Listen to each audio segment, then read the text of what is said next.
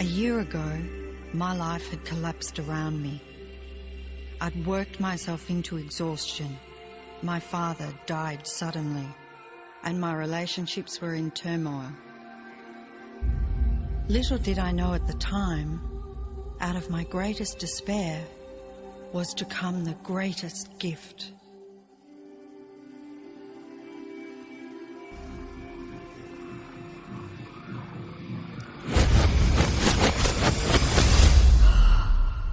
I'd been given a glimpse of a great secret.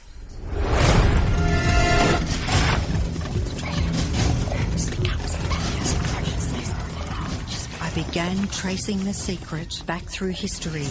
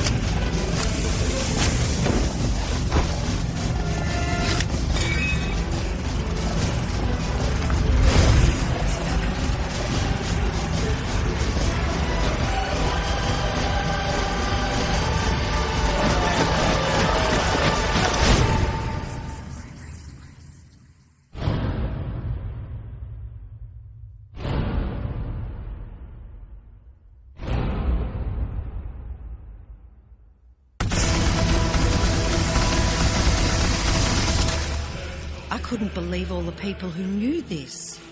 They were the greatest people in history.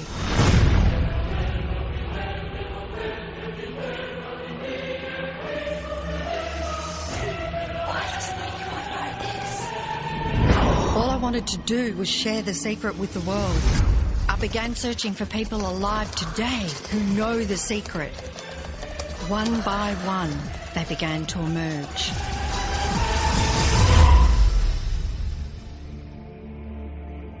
You know, this secret gives you everything you want. Happiness, health, and wealth.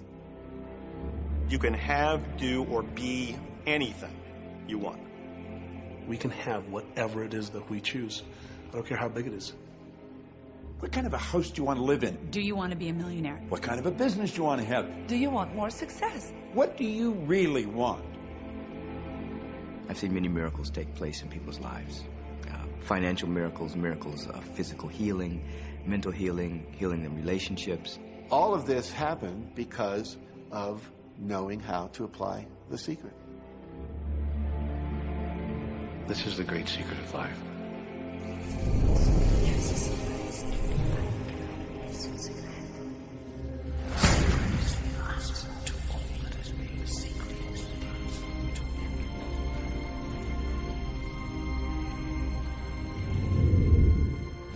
You've probably been sitting there wondering, what is the secret?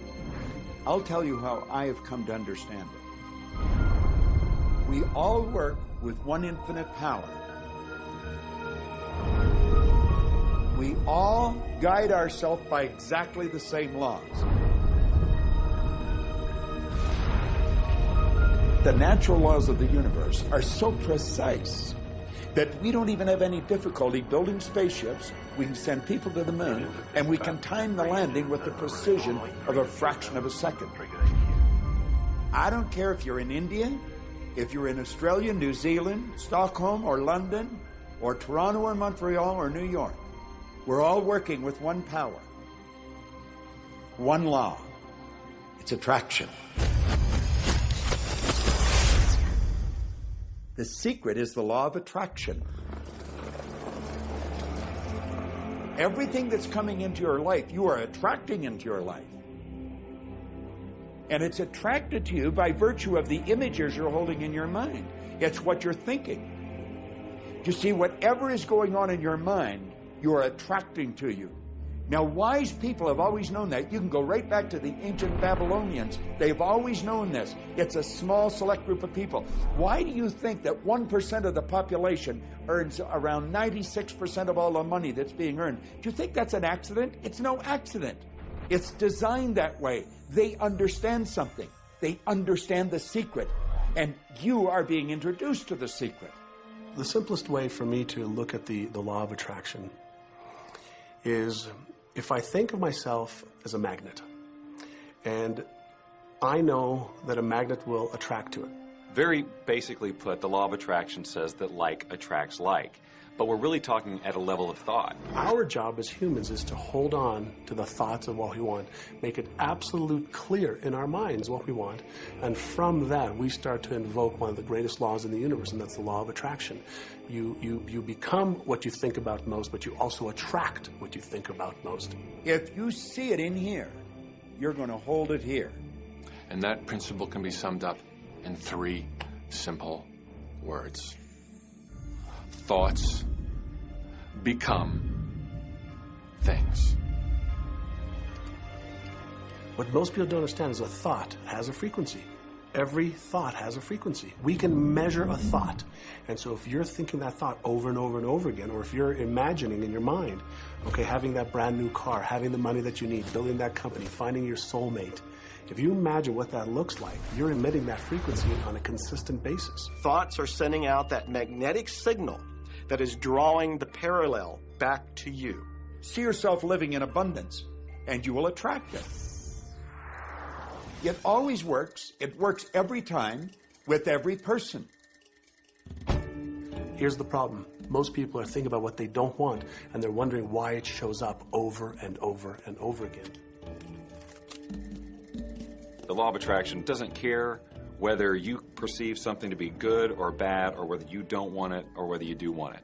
It's responding to your thoughts. So if you're sitting there looking at a mountain of debt, feeling terrible about it, that's the signal you're putting out into the universe. Wow, I feel really bad because of all this debt I've got. You're just affirming it to yourself. You feel it on every level of your being. That's what you're going to get more of.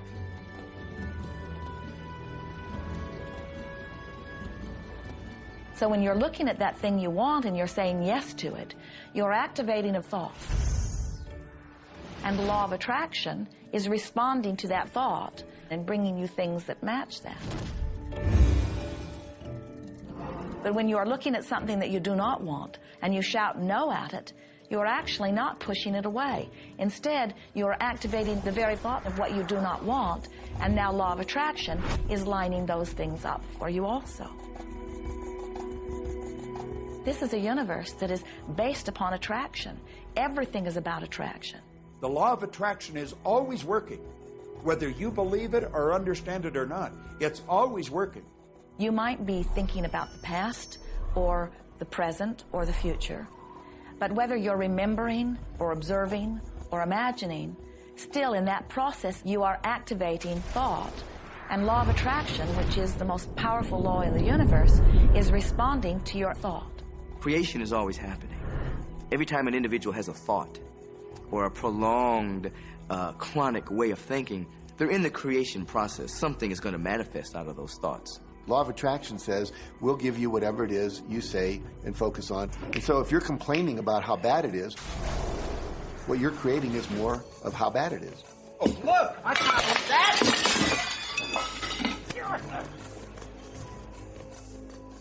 I had a student named Robert. Robert was a gay man, and he was taking an online course I have, part of which entails email access to me. And he outlined all of the grim realities of his life. In his job, all the people ganged up on him.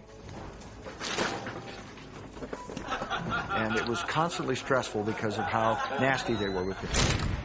When he walked down the street, he said every block he was accosted by homophobic people who wanted to abuse him in some way. He was wanting to become a stand-up comedian. And when he went out and did a stand-up comedy job, everybody heckled him about being gay. And his whole life was one of a lot of unhappiness and misery, and it all focused around this idea of being attacked because he was gay. I began to teach him that he was focusing on what he did not want. I had directed him back to his email that he sent me and said, read it again. Look at all the things you do not want that you're telling me about. And I can tell you're very passionate about this. When you focus on something with a lot of passion, it makes it happen even faster. And then he really started taking this thing about focusing on what you want to heart. And he began really trying it. What happened within the next 6 to 8 weeks was absolutely a miracle.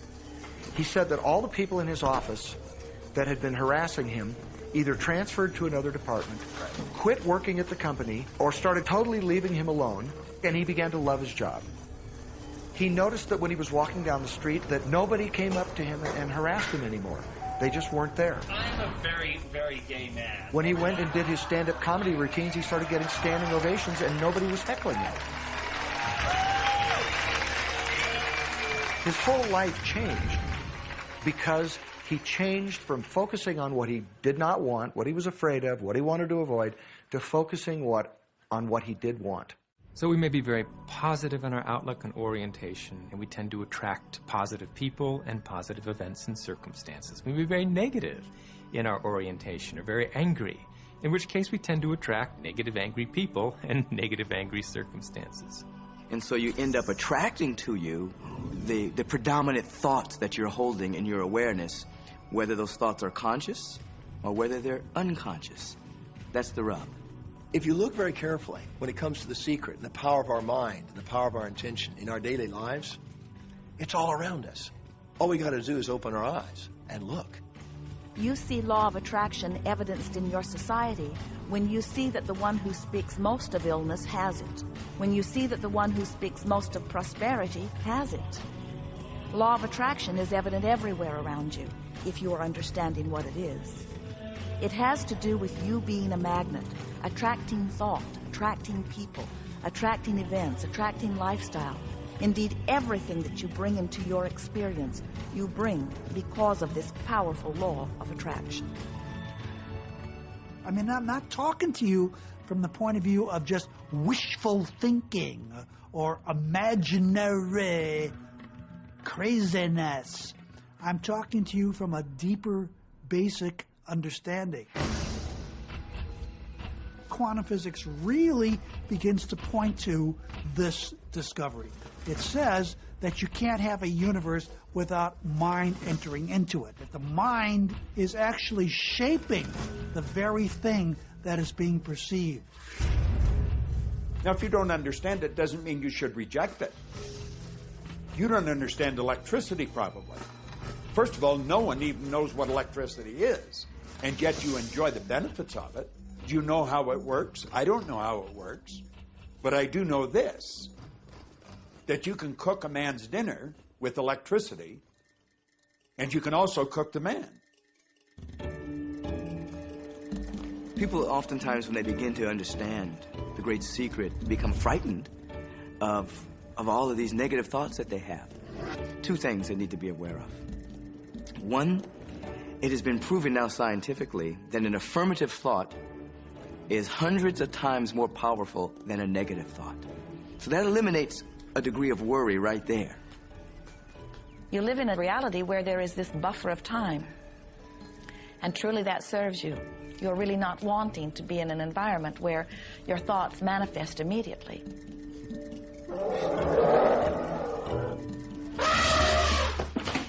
The evidence is long in coming, and that is really a good thing. So you want to become aware of your thoughts, you want to choose your thoughts carefully, and you want to have fun with this, because you are the masterpiece of your own life. You are the Michelangelo of your own life. The David that you are sculpting is you, and you do it with your thoughts.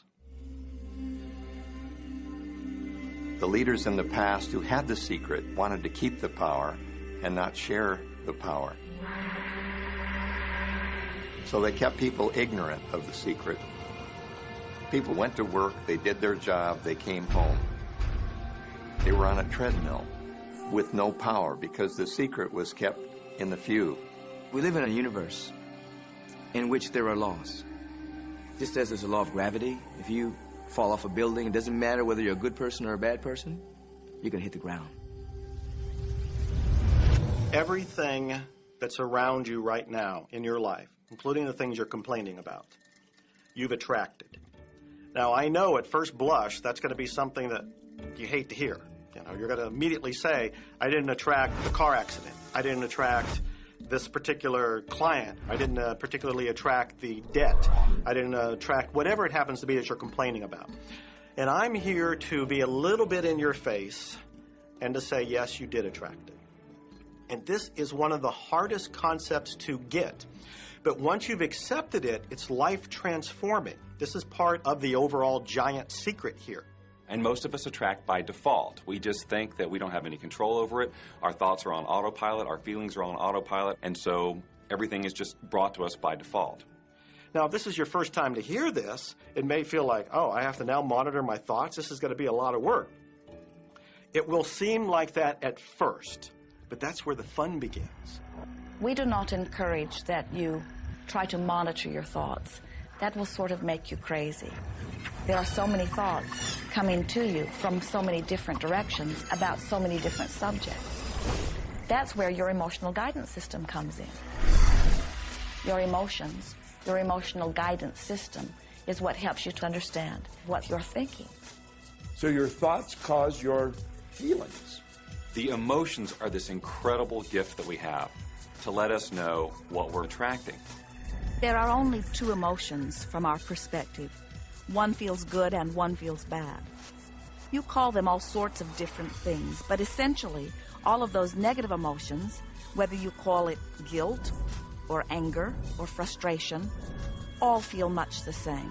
They do not feel good. And all of those are guidance saying that which you are thinking about right now is not in line with what you are really wanting. On another level, it's called bad frequency or bad vibes or whatever you want to call it.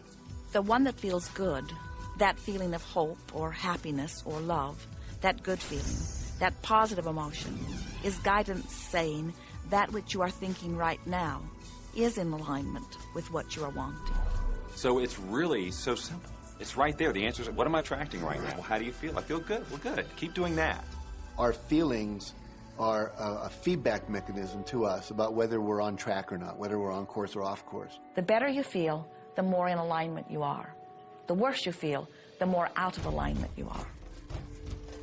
What you are doing as you are moving through the variety of your day-to-day experience is you are offering thoughts that are literally formulating your future experience. And you can tell by the way you feel if the things that you're moving toward will please you when you get there.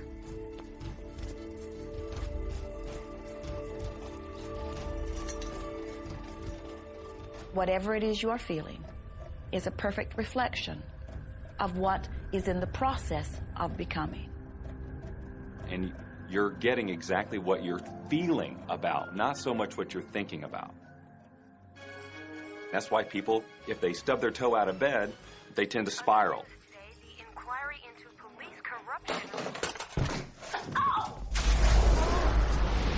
The whole day goes like that, you know. They have no clue that a simple shifting of their emotions can change their entire day and life. If you start out having a good day and you're in that particular happy feeling, as long as you don't allow something to change your mood, you're going to continue to attract, by the law of attraction, more situations, circumstances, people that sustain that happy feeling. Good days, bad days, rich get richer, poor get poorer. It's all about what these people are predominantly and continually feeling. You can begin right now to feel healthy. You can begin to feel prosperous. You can begin to feel the love that's surrounding you, even if it's not there. And what will happen is the universe will correspond to the nature of your song. The universe will correspond to the nature of that inner feeling and manifest, because that's the way you feel. So basically what you focus on with thought and feeling is what you attract into your experience, whether or not it's something you want. What you think and what you feel and what manifests is always a match. every single time. No exception. It's hard to swallow. But when we can begin to open ourselves up to that, the ramifications are awesome. It means that whatever thought has done in your life, it can be undone through a shift in your awareness.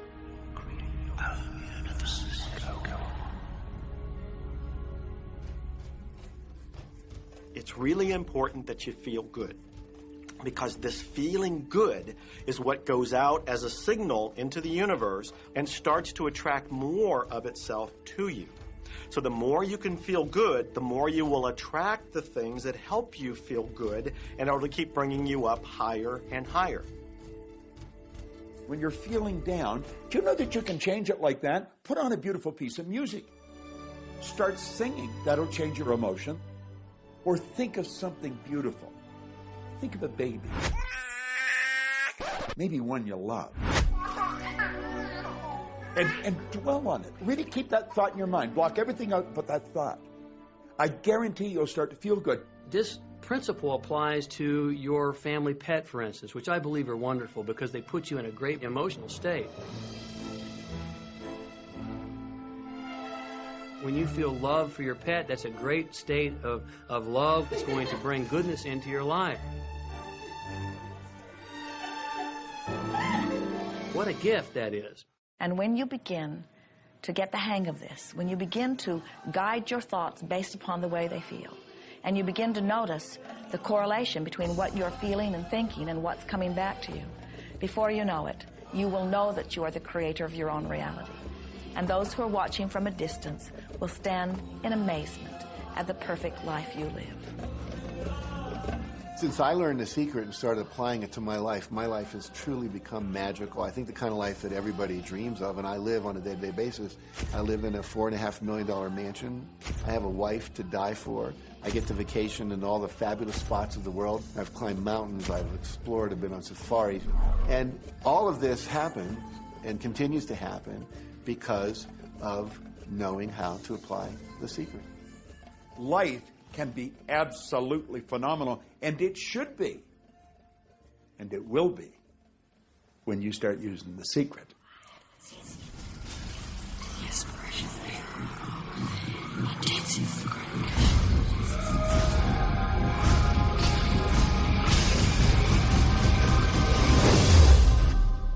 Well, a lot of people ask me what their job is in the creative process and what the job of the universe is. So let's look at that for a moment. Let's use this metaphor. If you think about Aladdin and his lamp, you've probably heard of that one. I mean, Aladdin picks up the lamp and he dusts it off, and out pops the genie.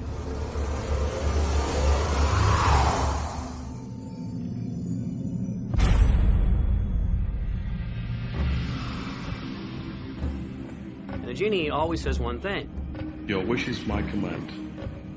If you trace the story back to its origins, you know, we now think that there's 3 wishes, but if you trace the story back to its origins, there's absolutely no limit whatsoever to the wishes. Think about that one.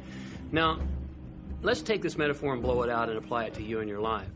Remember, Aladdin is the one who always asks for what he wants. Then you've got the universe at large, which is this grand genie, and traditions, you know, have called it so many different things. Your holy guardian angel, your higher self. I mean, we could put any label on it, and you choose the one that works best for you.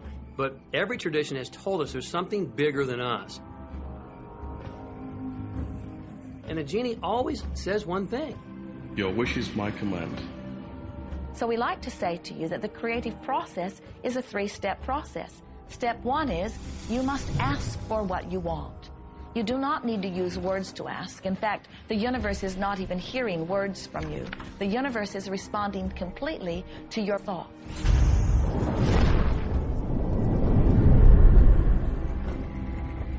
What do you really want? Sit down and write it out on a piece of paper.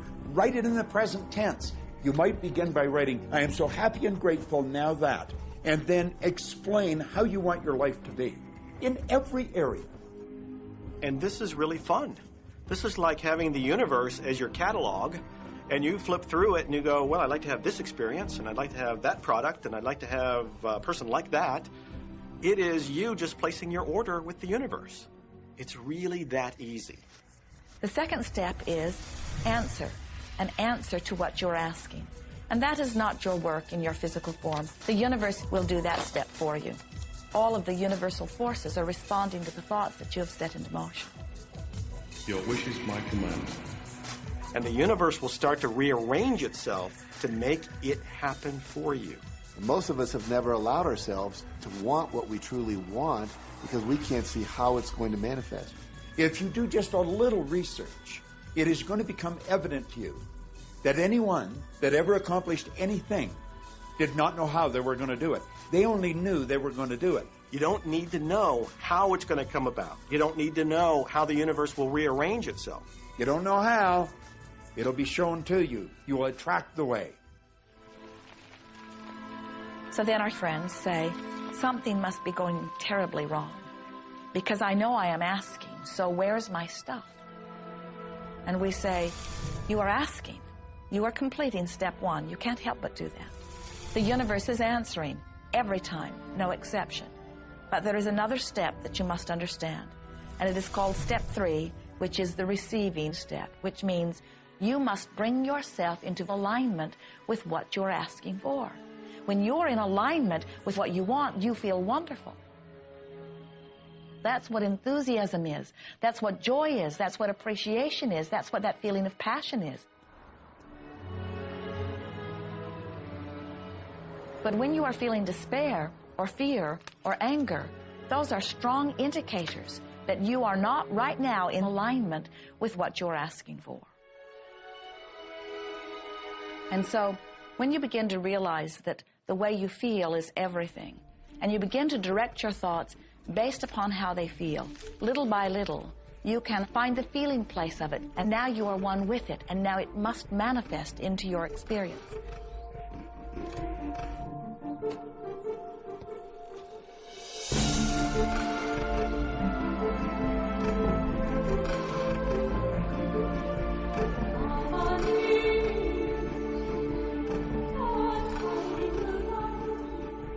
And when you turn that fantasy into a fact, you're in the position to build bigger and better fantasies. And that, my friend, is the creative process. So the law of attraction, the study and practice of the law of attraction is just figuring out what will help you generate the feelings of having it now. Go test drive that car. Go shop for that home. Get in the house. Do whatever you have to do to generate the feelings of having it now and remember them. Whatever you can do to do that will help you to literally attract it. It could be you wake up and it's just there, it's manifest. Or you might get some inspired idea of some action to take. You certainly shouldn't be going, well, I could do it this way, but man, I would hate that, because you're not on the right track if that's the case. Action will sometimes be required, but if you're really doing it in line with what the universe is trying to deliver, it's going to feel joyous, you're going to feel so alive, time will just stop, you could do it all day. The universe likes speed. Don't delay, don't second guess, don't doubt. When the opportunity's there, when the impulse is there, when the intuitive nudge from within is there, act. That's your job. And that's all you have to do. You will attract everything that you require. If it's money you need, you'll attract it. If it's people you need, you'll attract it. If it's a certain book you need, you'll attract it. You've got to pay attention to what you're attracted to. Because as you hold images of what you want, you're going to be attracted to things and they're going to be attracted to you. But it literally moves into physical reality with and through you. And it does that by law. You can start with nothing. And out of nothing, and out of no way, a way will be made. Think of this. A car driving through the night, the headlights only go 100 to 200 feet forward. And you can make it all the way from California to New York driving through the dark because all you have to see is the next 200 feet. And that's how life tends to unfold before us. And if we just trust that the next 200 feet will unfold after that, the next 200 feet will unfold after that, your life will keep unfolding and it will eventually get you to the destination of whatever it is you truly want because you want it.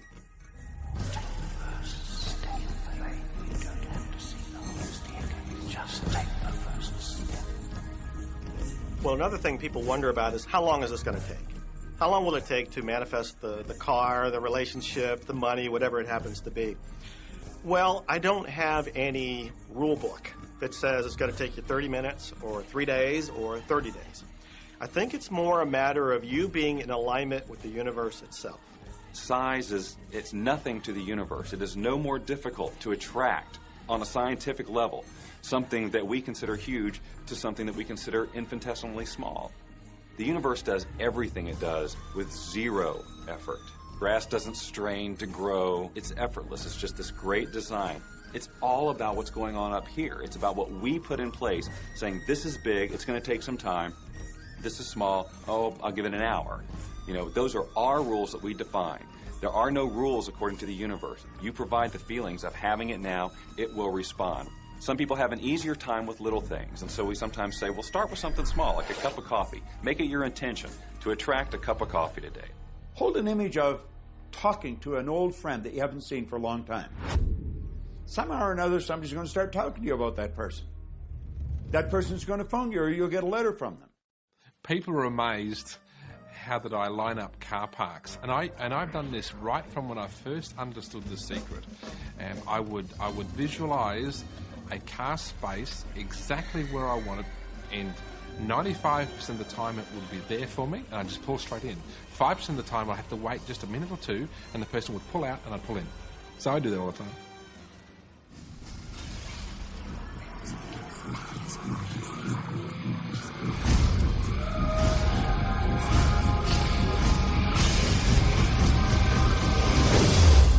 A lot of people feel stuck or in prison or confined by their current circumstances. And I'm trying to point out that whatever your circumstances right now, that is only your current reality. And current reality will begin to change as a result of watching this and beginning to use the secret. But sometimes it feels like you're stuck because you continue to think the same thoughts over and over again. And so you tend to get the same results over and over again. And the reason is because most people offer the majority of their thought in response to what they are observing. You see, if you're just looking at what is, then you're just thinking about what is. And when you think about what is, law of attraction gives you more of it. And then if you just observe what is, then you're just thinking about what is. And law of attraction gives you more of what is. And then if you just observe, well, we've been over this, haven't we? You have to find a way that you are approaching what is through a different vantage point. Most people look at their current state of affairs and they say, this is who I am. That's not who you are. That's who you were. You see, if you look at your current state of affairs right now, let's say, for instance, that you don't have a lot of money in your bank account, or you don't have the relationship that you want, or your health and fitness isn't up to par. That's not who you are. That's the residual outcome of your past thoughts and actions.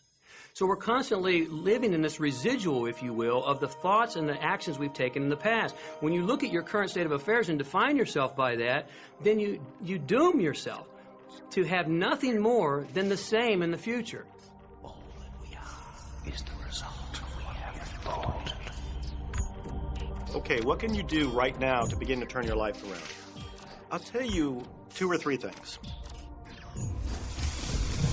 Start making a list of things to be grateful for. Start with that, because this shifts your energy. It starts to shift your thinking.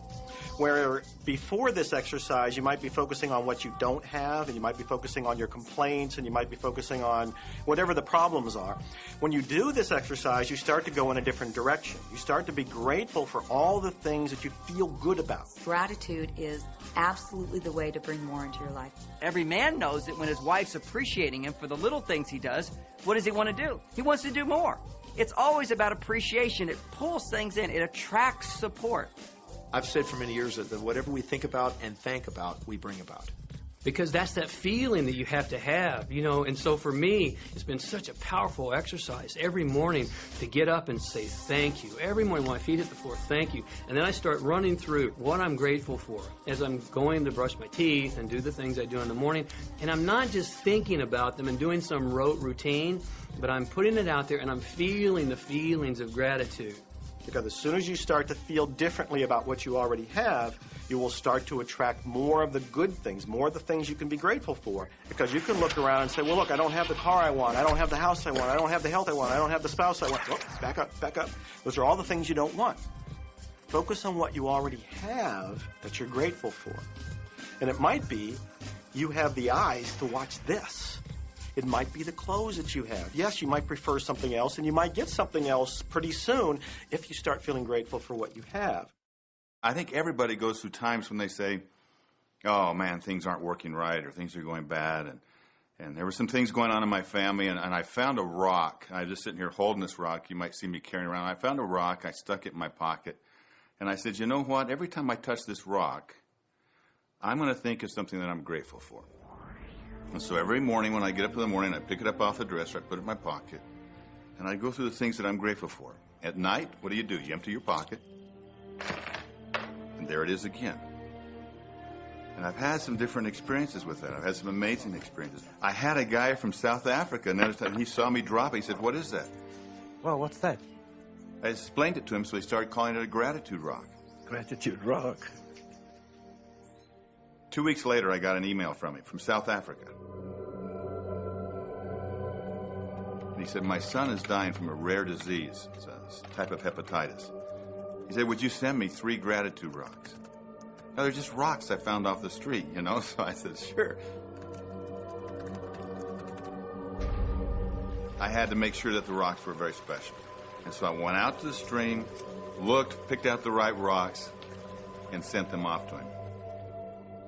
4 or 5 months later, I get an email from him. He said, my son's better. He's doing terrific. And he said, but you need to know something. He says, we've sold over 1,000 rocks at $10 a piece as gratitude rocks, and we've raised all this money for charity. Thank you very much. And so it's very important to be in an attitude of gratitude, as I call it.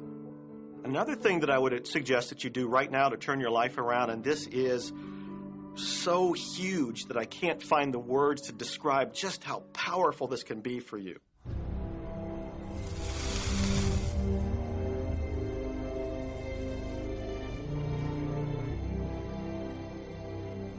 I took the visualization process from the Apollo program and instituted it during the 1980s and 90s into the Olympic program. And it was called Visual Motor Rehearsal. When you visualize, then you materialize. And the interesting thing about the mind is we took Olympic athletes and then hooked them up to sophisticated biofeedback equipment and had them run their event only in their mind. Incredibly, the same muscles fired in the same sequence when they were running the race in their mind as when they were running it on the track. How could this be? Because the mind can't distinguish whether you're really doing it or whether it's just a practice. I think if you've been there in the mind, you'll go there in the body. When you're visualizing, when you've got that picture playing out in your mind, always and only dwell upon the end result.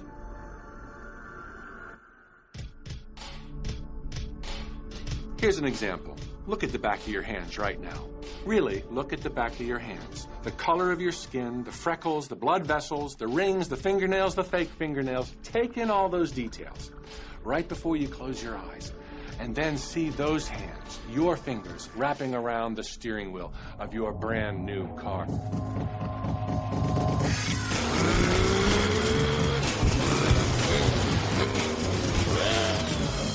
This is such a holographic experience, so real in this moment, that you don't even feel like you need the car because it feels like you already have it. It's the feeling that really creates the attraction, not just the picture or the thought. And I think for a lot of people, they think, well, if I think positive thoughts, or if I visualize having what I want, that'll be enough. But if you're doing that and still not feeling abundant or feeling, loving and joyful, then it doesn't, from my mind, really create the power of the attraction. This is where the secret actually moves into action. You put yourself in the feeling place of really being in that car, not, oh, I wish I could get that car, or someday I'll have that car, because that's a very definite feeling associated with that. It's not in the now, it's not, it's in the future. If you stay in that feeling, it will always be in the future. Feel the joy, feel the happiness, no matter how silly it seems in that dark and quiet room, and you're going, woohoo! Do it! A lot of people will say, come on, do I have to do that? How bad do you want change?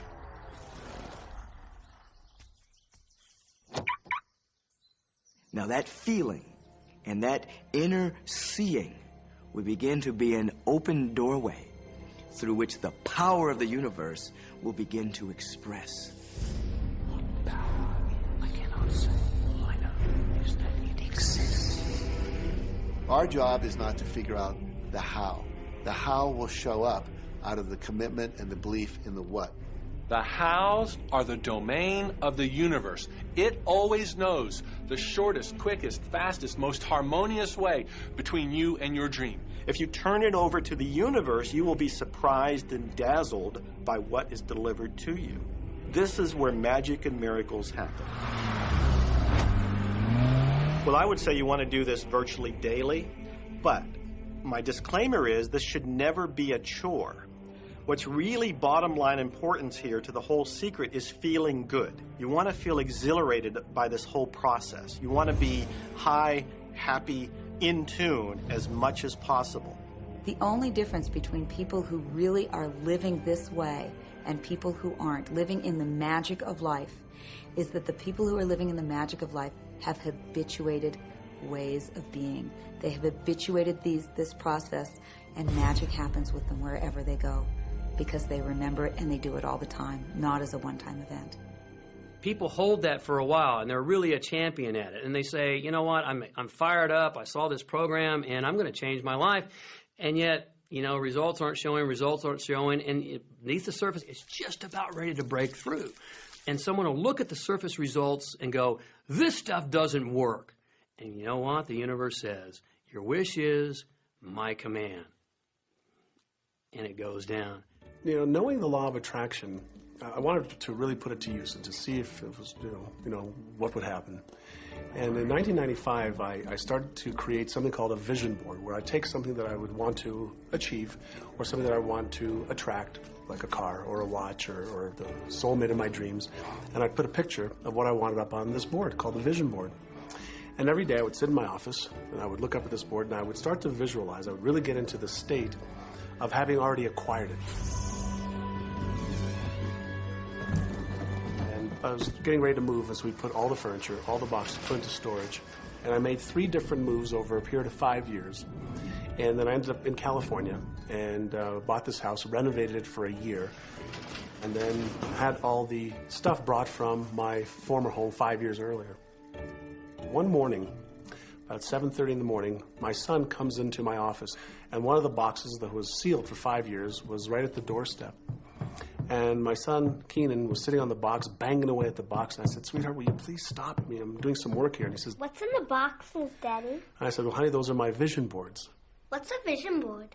I said, well, it's where I put all my goals up. I cut them out, and I put all my goals up as something that I want to achieve in my life. And, of course, at 5.5 years old, he didn't understand it. So I said, sweetie, let me just show you, because that'll be the easiest way to do it. And so I cut the box open. And when I pulled up the vision boards, there was a picture on there of a home that I was visualizing 5 years earlier. And what was shocking to me was we were living in that house, not a house like it. I had bought my dream home, renovated it, and didn't even know it. But I looked at that house. I started to cry because I was just blown away. Why are you crying? Honey, I finally understand how the law of attraction works. I finally understand the power of visualization. I finally understand everything that I've read, everything that I've worked with my whole life, the way I've built companies.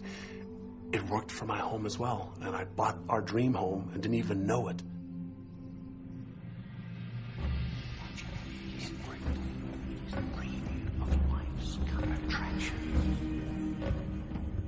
Decide what you want. Believe you can have it. Believe you deserve it. Believe it's possible for you. And then close your eyes every day for several minutes and visualize having what you already want and feeling the feelings of already having it. Come out of that and focus on what you're grateful for already. And really enjoy it, okay? And then go into your day and release it to the universe and trust that the universe will figure out how to manifest it.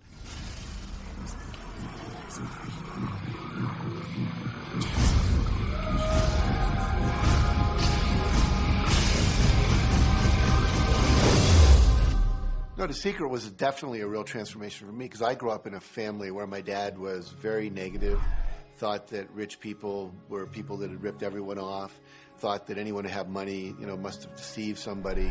And so I grew up with a lot of beliefs about money, that if you had it, it made you bad. Only evil people have money. And, money doesn't grow on trees. That was a big one. Who do you think I am, Rockefeller? That was one of his favorite phrases. So I grew up truly believing that life was difficult, that it was hard, you had to struggle. And it was only when I met W. Clement Stone that I literally began to shift my life. Whatever the mind of man can conceive and achieve. When I was working with Stone, he said, I want you to set a goal that's so big that if you achieved it, it would blow your mind. And you would know it's only because of what I've taught you that you would have achieved this goal. Well, at the time, I was making about $8,000 a year. And for some reason, I wanted something that was really measurable. So I said, I want to make $100,000 in a year. Now, I had no idea how I could do that.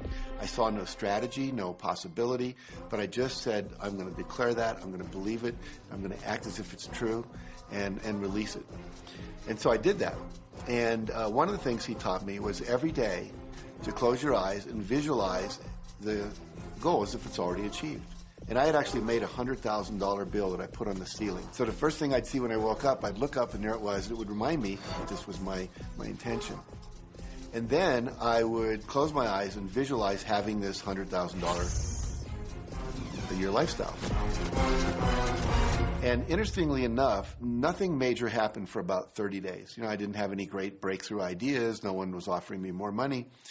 And all of a sudden, I was in the shower. It was about 4 weeks into it, and I had a $100,000 idea. It just came right into my head.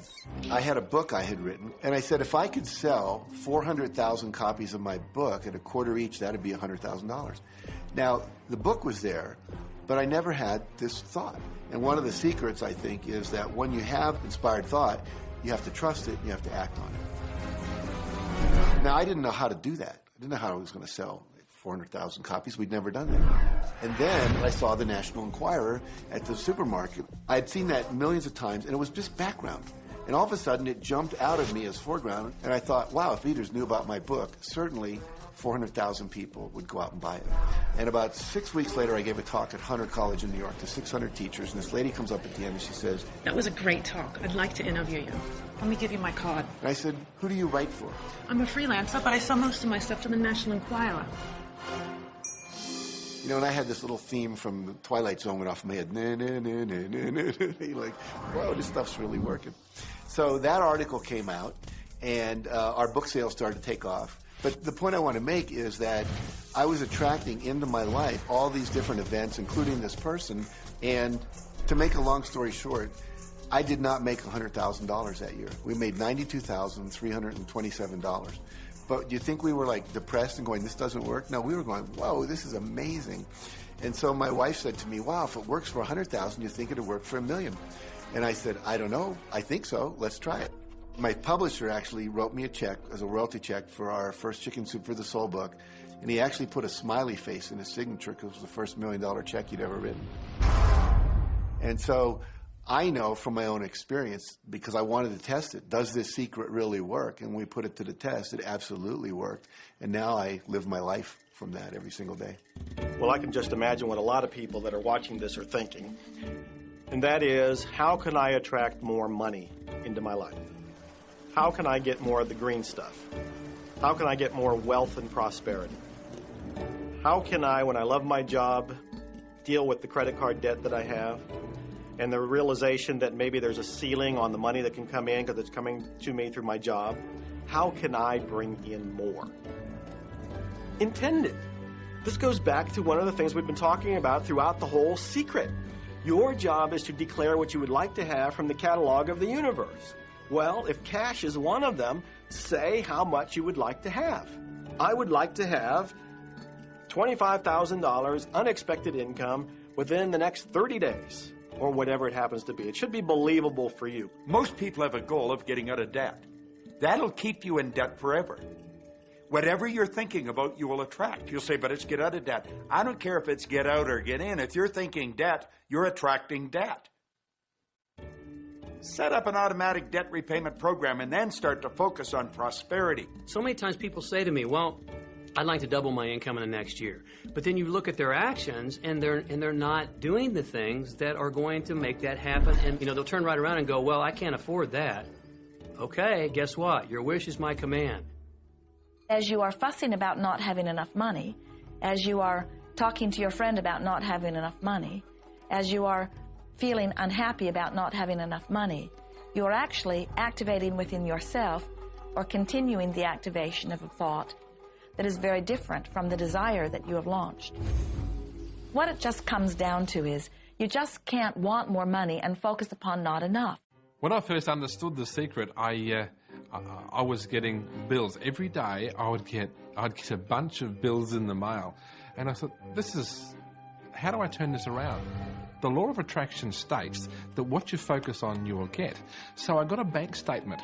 I whited out the total and I put a new total in there. I put exactly how much I want to see in the bank. So I thought, what if I just visualize checks coming in the mail? So I just visualize a bunch of checks coming in the mail.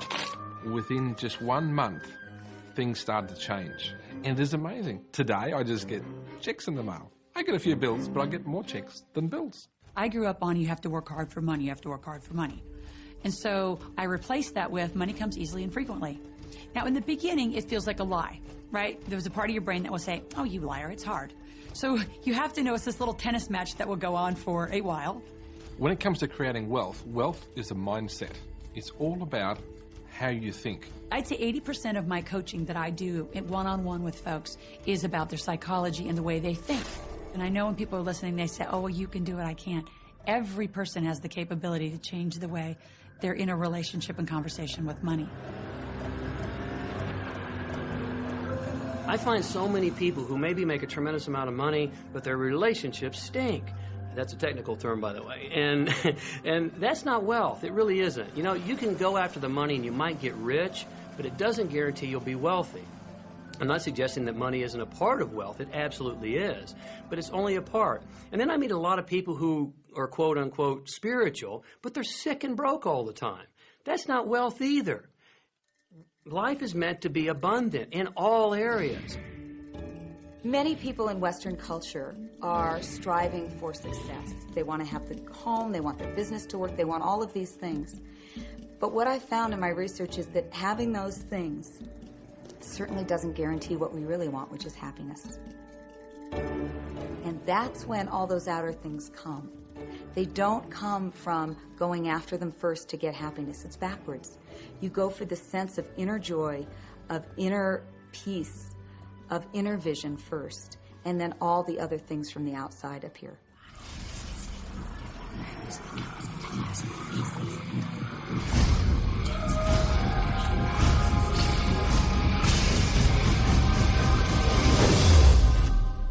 The secret means for me actually that we are creators of our universe, and that every wish of what we want to create will manifest in our life.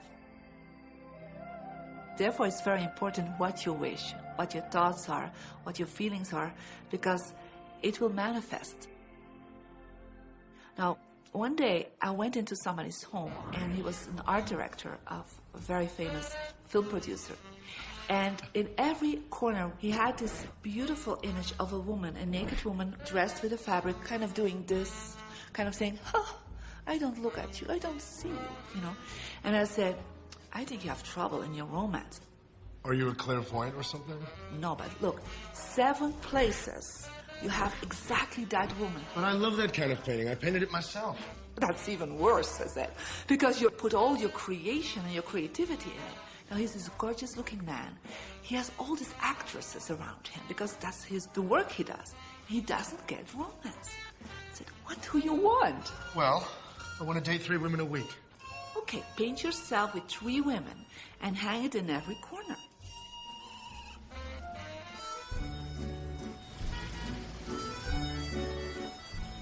6 months later, see him in Europe and said, how is your love life? Great. They just call me. They all want to date me. Because that's your wish. Now I have like 3 dates a week. They're fighting over me. Good on you. But I really want to stabilize a little bit. I want marriage, and I want romance. Well, paint it, okay? So he painted a beautiful romantic relationship. And a year later, he got married and is very happy. Because he put another wish out. But he wished it in himself for years, but it did not happen.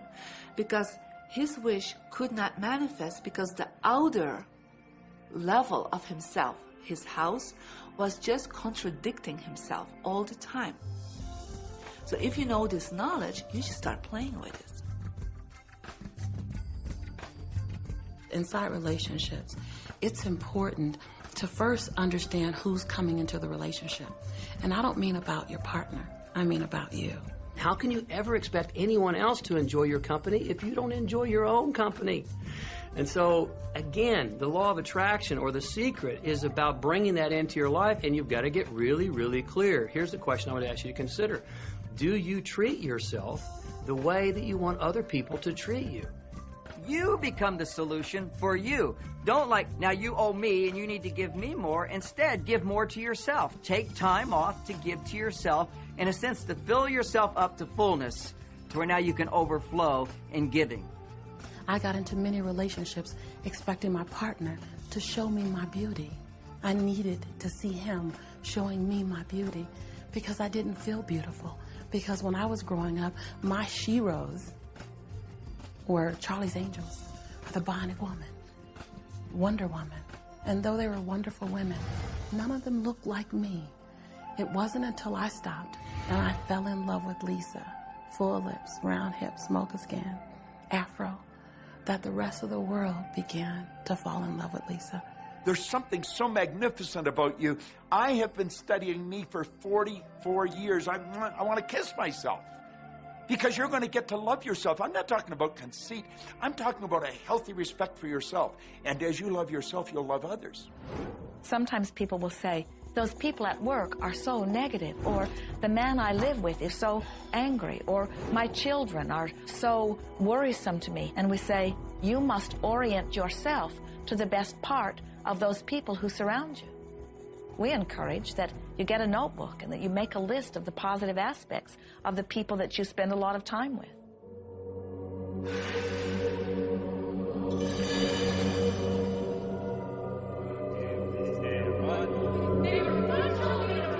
There could be someone that you have a terrible experience with, a terrible relationship with. And in the privacy of your own mind, and with quite a bit of work, we will admit, as you focus upon things that you like most, those people will become that mostly to you. And even though you cannot create in their reality, if they are in a mood or an attitude that doesn't match the mood or attitude that you have about them, they'll zig while you zag. Law of attraction will not put you in the same space together. Your frequencies don't match up. If you knew your potential to feel good, you would ask no one to be different so that you can feel good. You would free yourself of all of that cumbersome impossibility of needing to control the world or control your mate or control your child. You are the only one who creates your reality. For no one else can think for you. No one else can do it. It is only you.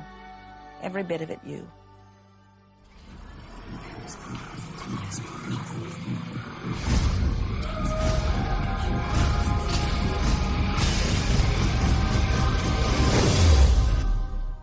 It's important to recognize that our body is really the product of our thoughts. We're beginning to understand in medical science the degree to which the nature of thoughts and emotions actually determines the physical substance and structure and function of our bodies. We've known in the healing arts of a placebo effect. A placebo is something that supposedly has no impact and no effect on the body, like a sugar pill or something. You tell the patient that this is just as effective. And what happens is the placebo has the same effect, if not greater effect, than sometimes the medication is supposed to be designed for that effect. So they found out that the human mind is the biggest factor in the healing arts. more so than sometimes the medication. If somebody is in a situation where they're sick and they have an alternative to try to explore what is in their mind creating it versus using medicine, if it's an acute situation that could really bring death to them, then obviously the medicine is a wise thing to do while they explore what the mind is about. So you don't want to negate medicine. Every form of healing has a place. There is only a stream of well-being that flows, you know. It is a stream of pure positive energy. And the universe, all that we know, is abundant with only that. This is a world that is based upon well-being, and well-being dramatically abounds. And when you are allowing that stream to flow in its fullness, you feel very, very good. And when you are pinching it off a bit, you feel not so good. There is only a stream of goodness or well-being which you are allowing or not. And your magnificent emotions are telling you what the mix is, how you're doing in your allowing or your resisting of this connection. You know people who have had terminal disease. Stop and think of the word dis-ease. Hyphenate the word. That's a body that's not at ease. We've got 1,000 different diagnoses and disease out there. They're just the weak link. They're all the result of one thing: stress. And you put enough stress on the chain, you put enough stress on the system, and one of the links breaks. Our physiology creates disease to give us feedback, to let us know we have an imbalanced perspective and we're not loving and we're not grateful. So the body's signs and symptoms are not something terrible. The question that's frequently asked is when a person has manifested a disease in their body temple or some kind of discomfort in their life, through the power of right thinking, can it be turned around? And the answer is absolutely yes. On November 23rd, I was diagnosed with breast cancer. I truly believed in my heart, with my strong faith, that I was already healed. During the day, all day long, I would just say, thank you for my healing. On and on and on I went, thank you for my healing. I believed in my heart I was healed. I saw myself as if cancer was never in my body. One of the things I did to heal myself was to watch very funny movies. That's all we would do, is just laugh, laugh, laugh. We couldn't afford to put any stress in my life because we knew stress was one of the worst things you can do while you're trying to heal yourself. From the time I was diagnosed, which was November 23rd, to the time I was healed totally was approximately 3 months. And that's without radiation and chemotherapy. Well, we come with a basic program. It's called self-healing. You get a wound, it grows back together. You get a bacterial infection, the immune system comes and takes care of those bacteria and heals it up. The immune system is made to heal itself. Dis-ease cannot live in a body that's in a healthy emotional state. Your body is casting off millions of cells every second, and it's creating millions of new cells. In fact, literally, parts of our body are replaced every day. Other parts take a few months, other parts a couple of years. But within a few years, we have a brand new physical body. If you have a disease and you're focusing on it and you're talking to people about it, you're going to create more disease cells. See yourself living in a perfectly healthy body.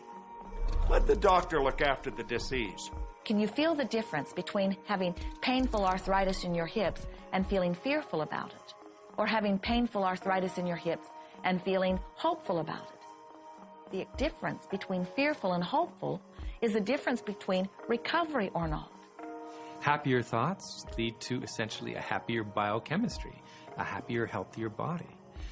Negative thoughts, stress, has been shown to seriously degrade the body and the functioning of the brain, because it's our thoughts and emotions that are continuously reassembling, reorganizing, recreating our body. Remove physiological stress from the body, and the body does what it was designed to do. It heals itself. I've seen kidneys regenerated. I've seen cancer dissolved. I've seen eyesight improve and come back. I always say that incurable means curable from within. You can change your life and you can heal yourself.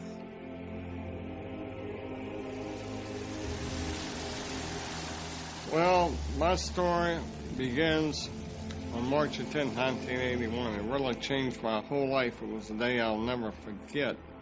I crashed an airplane.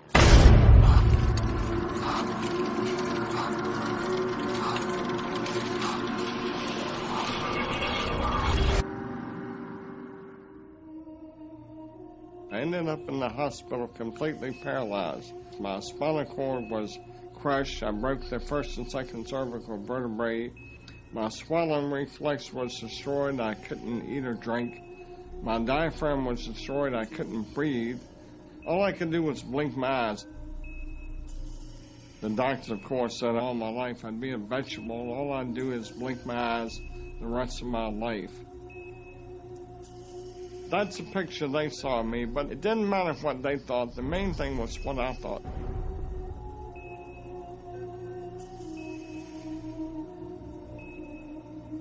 I picture myself being a normal person again, walking out of that hospital. The only thing I had to work with in the hospital was my mind. As long as you have your mind, you can put things back together again. I was hooked to a respirator, and they said I'd never breathe on my own again because my diaphragm was destroyed. But this little voice kept saying to me, breathe deep, breathe deep.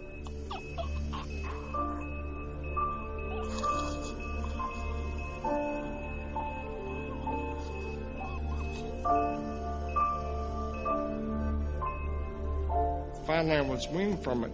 They were at a loss for an explanation. See, I could not afford to allow anything to come in my mind that would distract me from my goal and from my vision.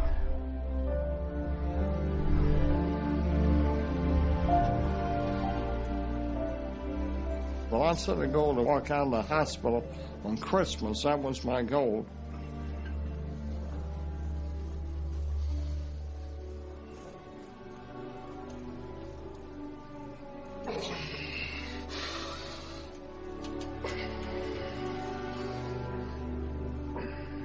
Months later, I walked out of the hospital on my own 2 feet. They said it couldn't be done. That's a day I will never forget. For people that are sitting out there right now watching this program that are hurting, if I wanted to sum up my life and sum up for people what they can do in life, I would sum it up this way in 6 words. Man becomes what he thinks about.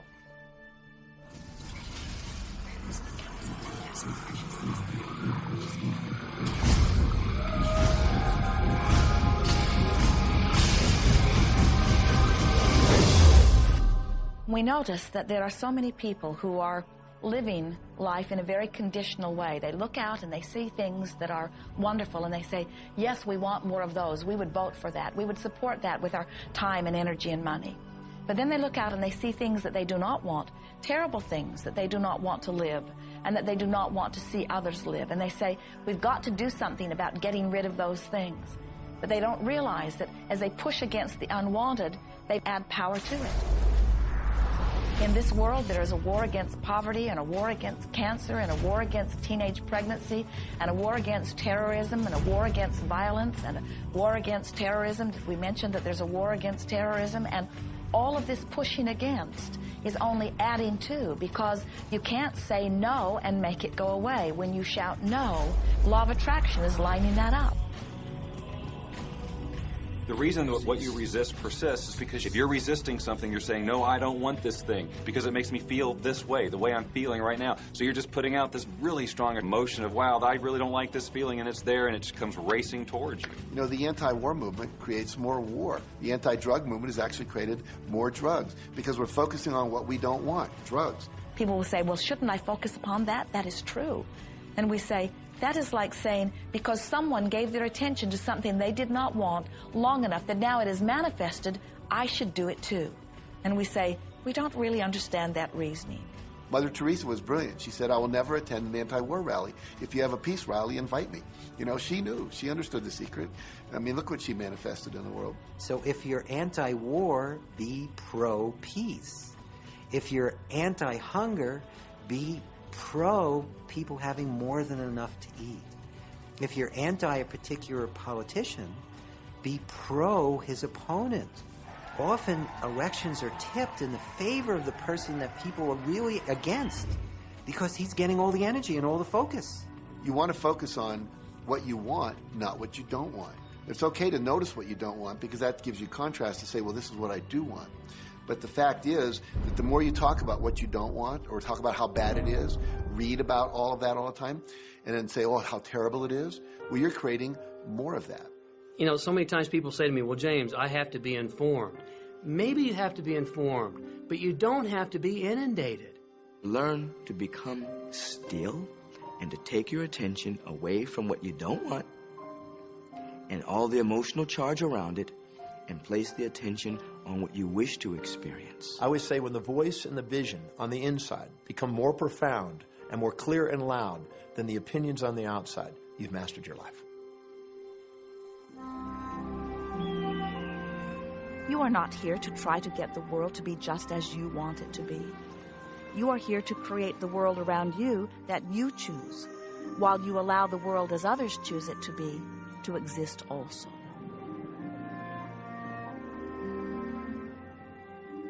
One of the questions I get almost all the time, and it's probably on somebody's mind right now if it's not on yours, and that's the idea that, well, if everybody uses The Secret and they all treat the universe like a catalog, aren't we going to run out of stuff? Won't everybody just make a run for it and bust the bank?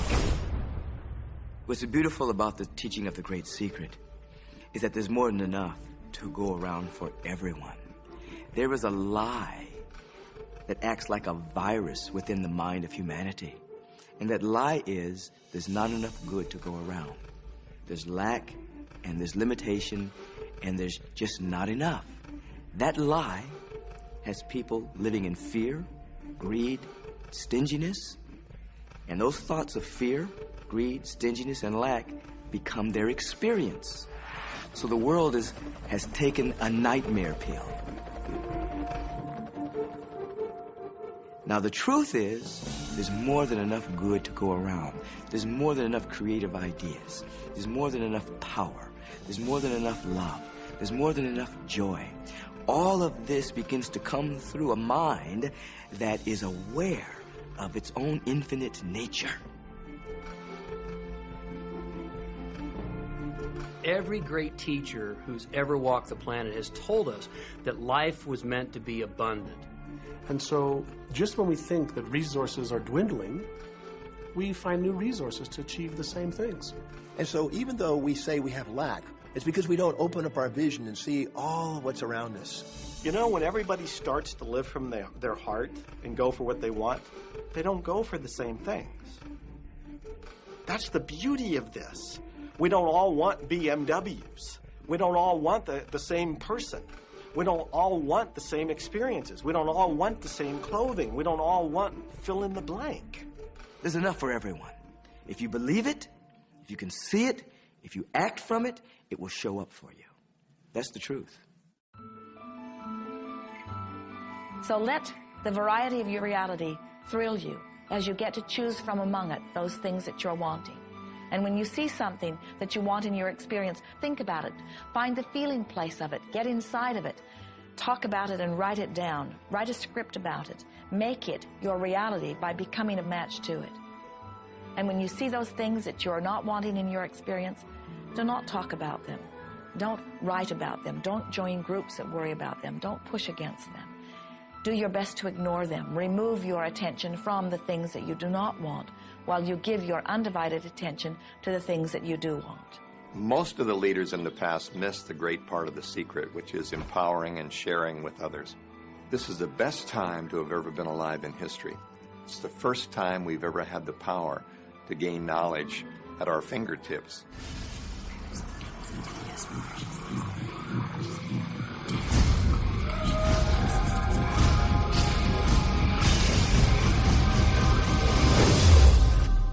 When we look around us, even at our own bodies, what we see is the tip of the iceberg. Think of this for a moment. Take your hand and look at it. Now, your hand looks solid, but it's really not. If you put it under a proper microscope, you'd see a massive energy vibrating. Everything is made up of the exact same thing, whether it's your hand, whether it's the ocean, or whether it's a star. Everything is energy. And let me help you understand that just a little bit. There's the universe, of course, and our galaxy, and our planet, and then individuals, and then inside of this body are organ systems, and then there's cells, and then there's molecules, and then there's atoms, and then there is energy. So there are a lot of levels to talk about something on, but everything in the universe is energy. I don't care what city you're living in, you've got enough power in your body, potential power, to illuminate the whole city for nearly a week. Most people define themselves by this finite body, but you're not a finite body. I mean, even under a microscope, you're an energy field. Well, what we know about energy is this. You go to a quantum physicist and you say, what creates the world? And he or she will say, energy. Well, describe energy. Okay, it can never be created or destroyed. It's always was, always has been. Everything that ever existed always exists. It's moving into form, through form, and out of form. Okay, great. You go to a theologian and you ask the question, what created the universe? And he or she will say, God. Okay, describe God. Always was and always has been, never can be created or destroyed, all that ever was, always will be, always moving into form, through form, and out of form. You see, it's the same description, just different terminology. And so if you think you're this meat suit running around, think again. You're a spiritual being. You're an energy field operating in a larger energy field. We're all connected. We just don't see it. There isn't an out there and an in here. Everything in the universe is connected. It's just one energy field. You are extensions of source energy, and you are here in these magnificent bodies, but your bodies have distracted you, for the most part, from who you really are. You are source energy. You are eternal beings. You are God force. You are that which you call God. Scripturally, we could say that we are the image and the likeness of God. We could say we are another way that the universe is becoming conscious of itself. We could say that we are the infinite field of unfolding possibility. All of that would be true. Every great tradition has told you that you were created in the image and the likeness of the creative source. That means that you have God potential and power to create your world, and you are. You are. And maybe you've created things to this point that are wonderful and worthy of you, and maybe you haven't. The question I'd ask you to consider is, do the results you have in your life, are they what you really want? And are they worthy of you? If they're not worthy of you, then when would now be the right time to change those? Because you have the power to do that.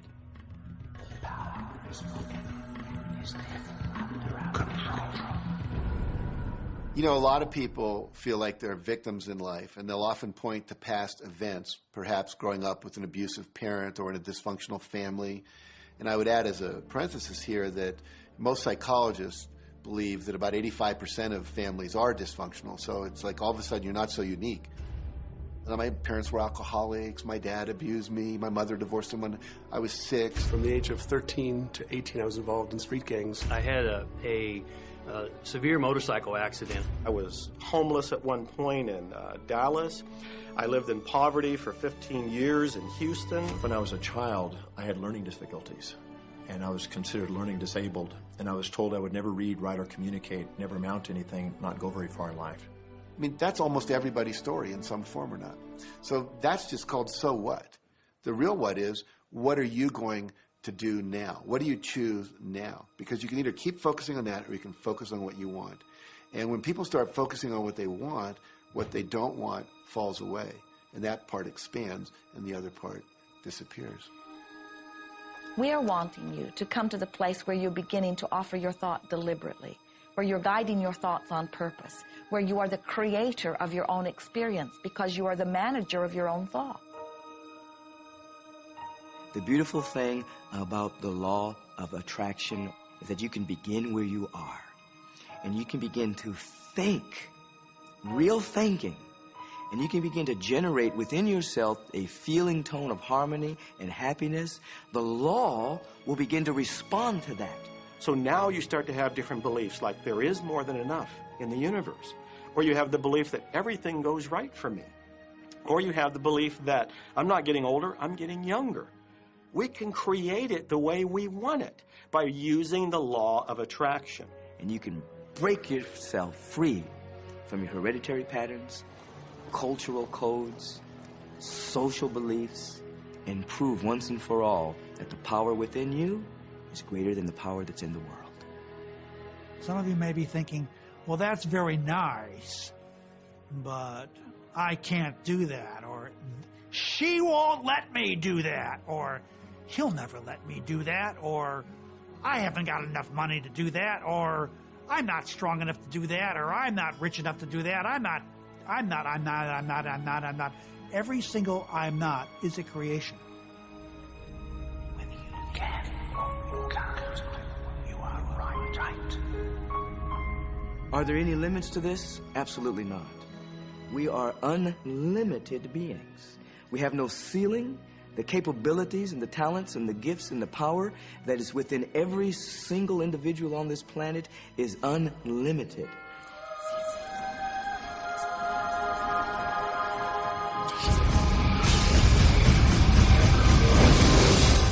There is no blackboard in the sky on which God has written your purpose, your mission in life.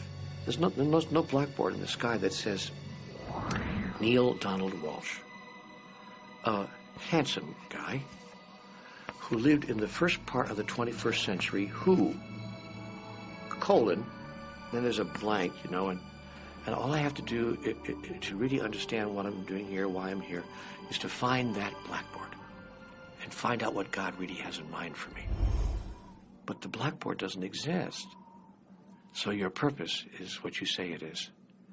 Your mission is the mission you give yourself. Your life will be what you create it as, and no one will stand in judgment of it, now or ever. It took a lot of years for me to get this, because I grew up very much with this idea that, you know, there was something I was supposed to do, and if I wasn't doing it, I was like, God wouldn't be happy with me, you know? When I really got that my primary aim was to feel and experience joy, then I began to do only those things which brought me joy. We have a saying, you know, if it ain't fun, don't do it, you know? Joy, love, freedom, happiness, laughter.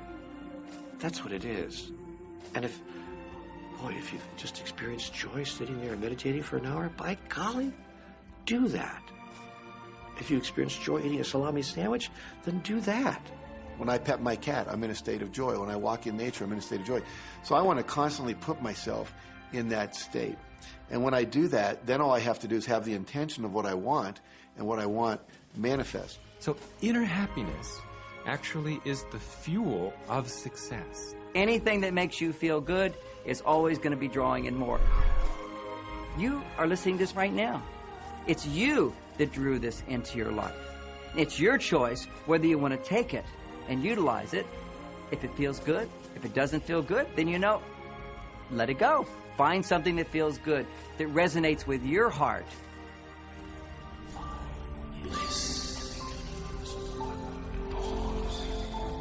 Joseph Campbell said, "Follow your bliss." We think those are the best words we have ever heard spoken from a human tongue. And if one could follow one's bliss, you would follow the trail to abundance and well-being on all subjects. Enjoy life with us, because life is phenomenal. It's a magnificent trip.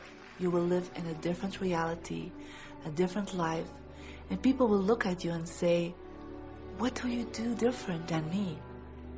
Well, the only thing that is different is that you work with the secret.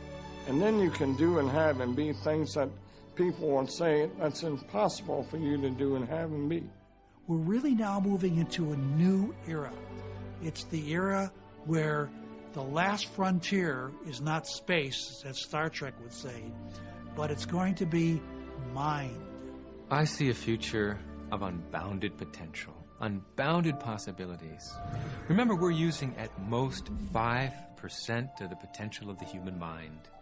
100% human potential is the result of proper education. So imagine a world where people were using their full mental and emotional potential, We could go anywhere. We could do anything, achieve anything. See yourself with the good that you desire. Every religious book tells us that. Every great book on philosophy, every great leader, all the avatars who have ever lived. Go back and study the wise ones. Many of them have been presented to you in this program. You know what? They all understood one thing. They understood the secret. Now you understand it. And the more you use it, the more you'll understand it. You may be feeling that it would be easier to be hearing these words if they had come to you the first day of your experience upon this earth. And if we were talking to you on your first day of physical life experience, we would say to you, welcome to planet Earth.